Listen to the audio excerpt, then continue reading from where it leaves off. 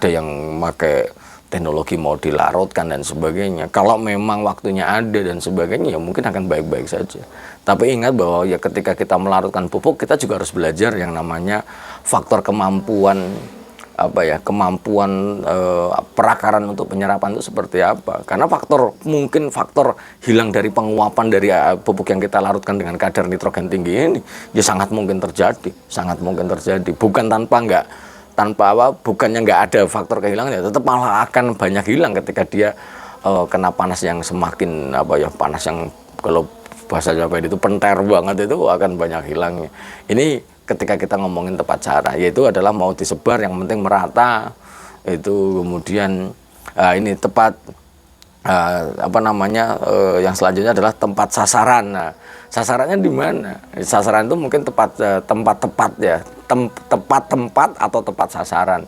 Jadi sasarannya di mana? Kalau di perusahaan kita ngomongin pemupukan, pasti semuanya ada di piringan, rata-rata di piringan. Kenapa? Karena ada faktor evaluasi di dalam hasil dari pemupukan karyawan-karyawannya itu sendiri. Tapi kalau sebenarnya sahabat Bronol, pemupukan yang terbaik itu sebenarnya ada di daerah-daerah yang lembab. Itu adalah daerah-daerah yang dengan faktor dengan kondisi yang lembab ini, akar-akar serap itu terkonsentrasi di sana. Yaitu sebenarnya di bawah rumpukan ini. Nah itu karena bahwa tempat yang banyak terjadi di lapangan. Ada kalau mupuk di atas gawangan bagaimana Pak Pendi? Ya tidak tepat. Kalau kita mupuk di atas gawangan nanti faktor urea akan banyak menguap pastinya. Lah bagaimana? Harusnya mupuknya di bawah rumpukan itu sendiri.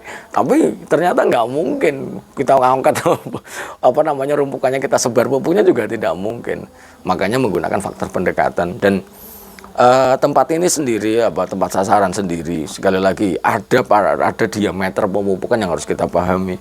Bagaimana ketika mupuk urea dan KCL berada pada satu bidang itu ya nggak apa-apa. Tapi jangan bidang yang sama untuk mupuk urea mupuk dolomit dan RP. Jadi urea KCL itu bidang pemupukannya di dalam piringan misalnya setengah meter menuju 1 meter misalnya disebarkan merata. Kemudian nanti di dolomit dan rock fosfat agak keluar gitu.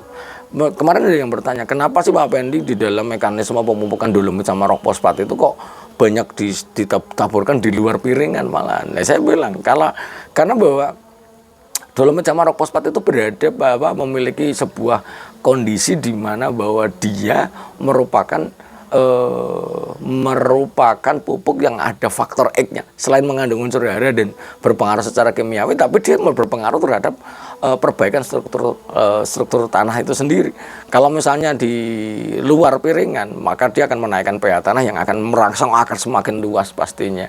Itu sehingga tapi tidak diberikan pada daerah-daerah yang dekat sama urea sama KCL, agak disendirikan seperti itu.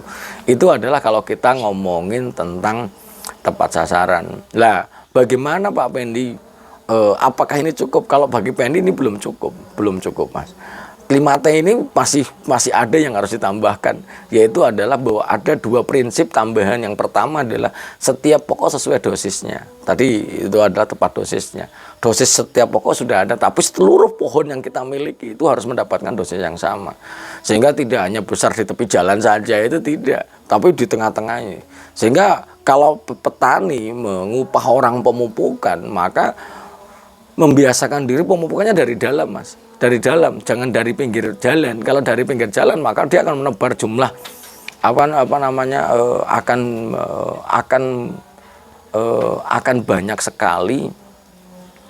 akan banyak sekali pupuk-pupuk yang di tepi jalan. Tapi kalau di dalam-dalam karena beban berat, maka ya akan relatif sedikit. Maka kuncinya adalah bagaimana setiap pokok sesuai dosis yang telah disarankan. Nah, ini yang harus kita pahami. Kemudian yang selanjutnya adalah prinsip yang kedua tambahan adalah bagaimana menebar pupuk itu setiap partikel tanah ketemu dengan partikel pupuk, sehingga proses reaksi penyerapan akan berjalan lebih cepat.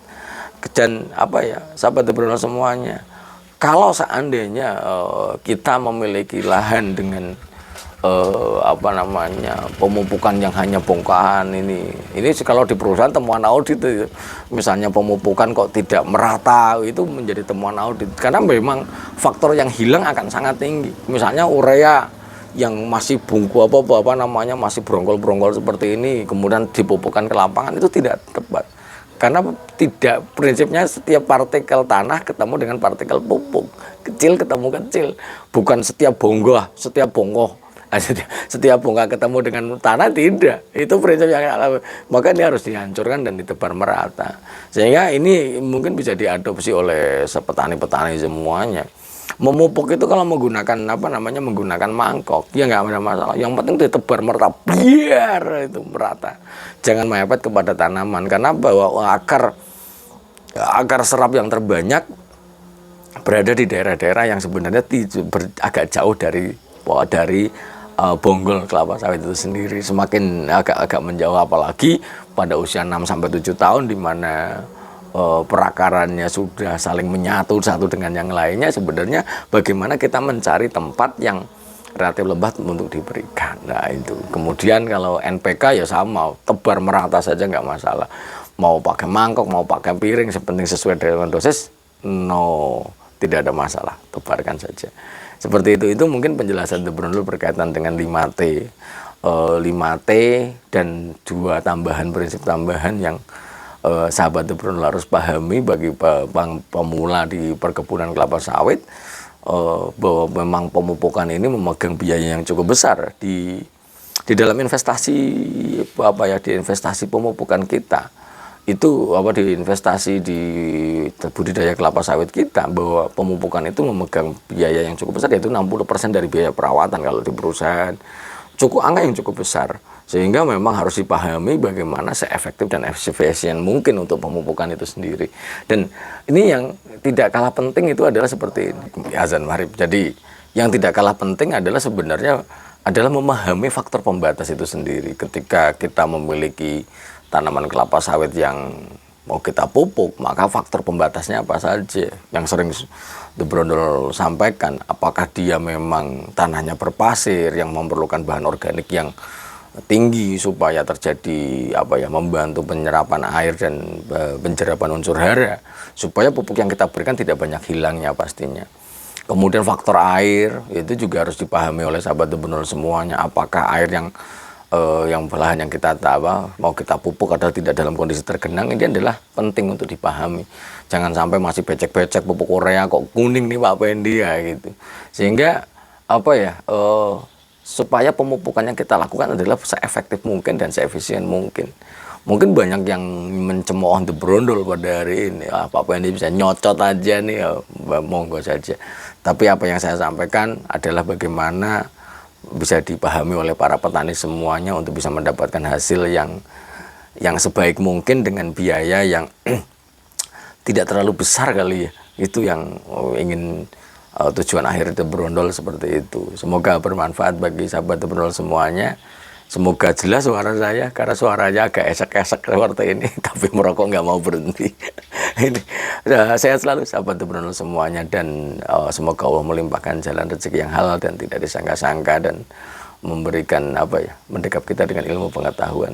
Dan ya jangan sungkan-sungkan untuk komentar. Semoga The Brondol bisa memberikan yang terbaik bagi sahabat The Brondol semuanya. Sehat selalu semuanya, dan salam planter Indonesia. Assalamualaikum warahmatullahi wabarakatuh.